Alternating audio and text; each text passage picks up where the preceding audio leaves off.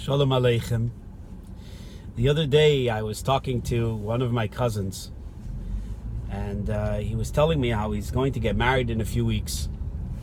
And he was learning the Maimer, the Hasidic discourse of the Lubavitcher Rebbe that many Chabad Hasidim have the custom to recite before and at the wedding.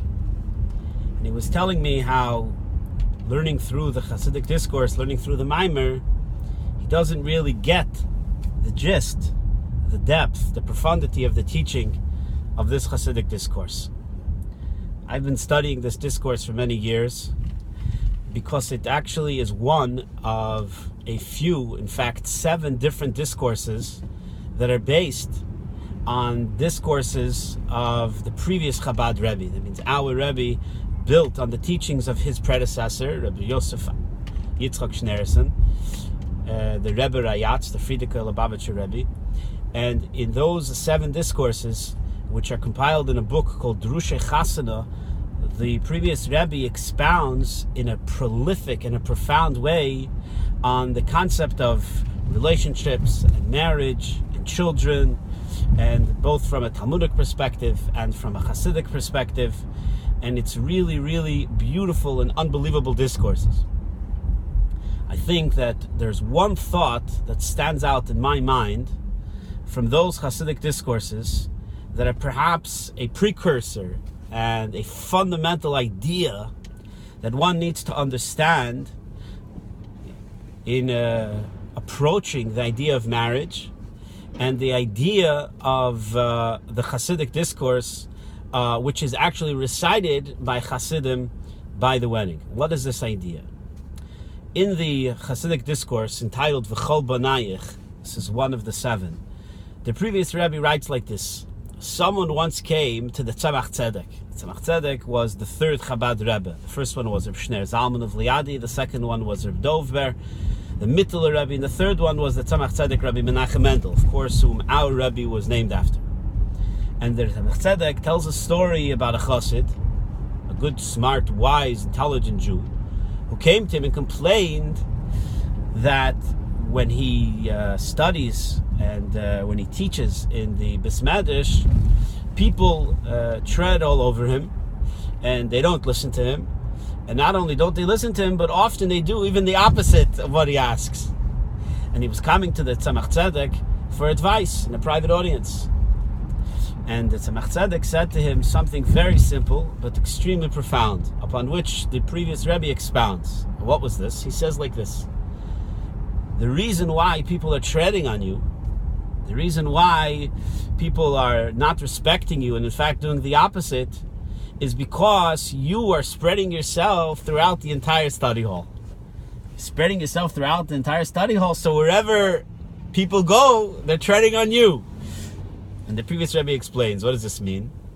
He means that because you are very stubborn and you need to get your way, and you put yourself into situations that's probably better that you didn't, and because of that, you find yourself in this situation.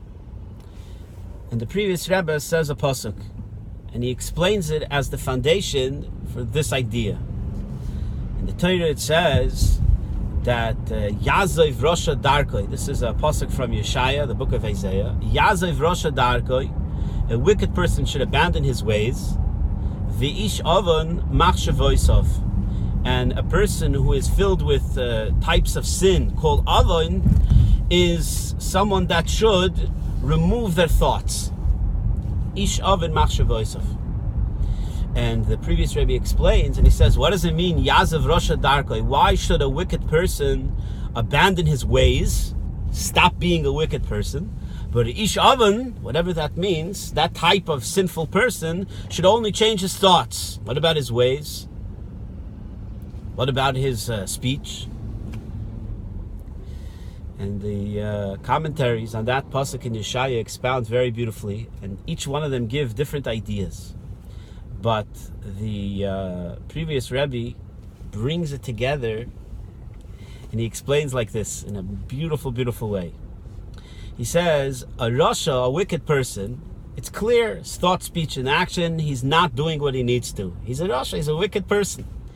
Yazev Rosha Darka. You need to get rid of the entire path. Everything you're doing is wrong. You have to change. Or maybe in the isolated moment of the sin, that means you put your entire existence into doing that wrong deed, you need to get rid of it. Whatever it was that brought you to it, whatever situation you put yourself into that enabled you to do it, and the actual act itself and the idea of the act, you got to get rid of it. You have to do tshuva. Each oven is a much subtler type of sin, a much subtler type of sinner. What is it?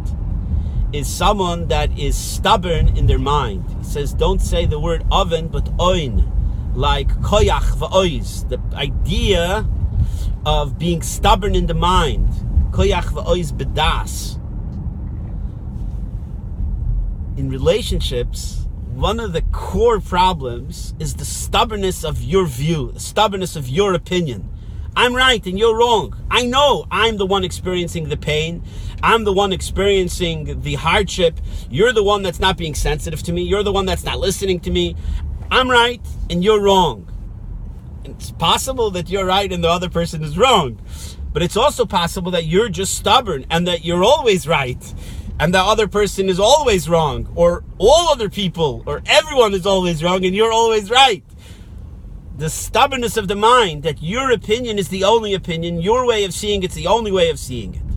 When in fact, what do you need to do? You need to stop and not just be sympathetic to somebody else, but you need to be empathetic. That means you need to be sensitive to what they're saying, to truly stop, listen to the other person, absorb what the other person just told you, calculate it, computate it, chew it over, absorb it, and think about it. What did the person just tell me? What is really bothering them? What is really on their mind? What is really in their heart? Each oven is a person. He's maybe not such a bad guy or a bad lady, but he's stubborn. He doesn't allow for a healthy dialogue. He doesn't allow for a healthy conversation to sit down and to address the individual parts of the issue at hand. The Frierdiker Rebbe is giving us here absolutely solid, concrete, and sheer brilliant advice. The number one thing in a relationship is communication. If you're able to communicate, you're able to verbally articulate what's on your mind and what's on your heart, what bothers you, what concerns you, what's something that maybe you need to share with someone else, you want the other person to listen. That is the key element in a relationship. Ish oven machshavoisov. If you're a person that's stubborn, you have to stop thinking like that. You have to change the entire pathway of the way you think in order to open up to somebody else. And the Tzemach Tzedek was telling us to this chassid, maybe if you'd be more sympathetic to people, you'd be more empathetic to people, you'd stop being so stubborn, you'd stop pushing your own opinion onto other people, and consider really what it is that's bothering them, what it is really that they want and what they need. And you considering what they need, being sensitive to them, would in fact earn your place in their love triangle. It would earn their place in their space in life where they would say, I like this person because this person listens, this person's kind, this person's sensitive. But if you push your way in, you force them, no one wants to be forced. No one wants to be pushed. People want to be loved. People want to be cared for. People want to be caressed. People want to be felt, listened to. Rabbi say, this is the Akdama to marriage. This is the Akdama to the Rebbe's Maimer L'Chadoidi. You're going to get married. Chadoidi L'Kraskala. You know what your wife is? Your wife is a queen. And the wife has to look at you and say, you know what my husband is? My husband is a king. The most important thing in running a Medina between the king and the queen. If the king and the queen don't get along, how are we going to run a country? How are we going to build a marriage? How are we going to have children? How are we going to go to work? How are we going to try to implement and execute all the wonderful things in our lives if we can't get along? And if we don't respect each other, and we don't love each other, and we don't listen to each other. If we're able to do this, the Frierdiker Rebbe is setting the prerequisite. If we're able to do this, we're able to set aside our own ego. We're able to set aside our own understanding and absorb the other person's understanding. The simcha, with joy. The Rebbeim are so much about joy, doing it with happiness. And the joy itself opens up your heart and opens up your mind to be able to accomplish these wonderful things. A beautiful, beautiful day, and a beautiful life, a beautiful marriage to all.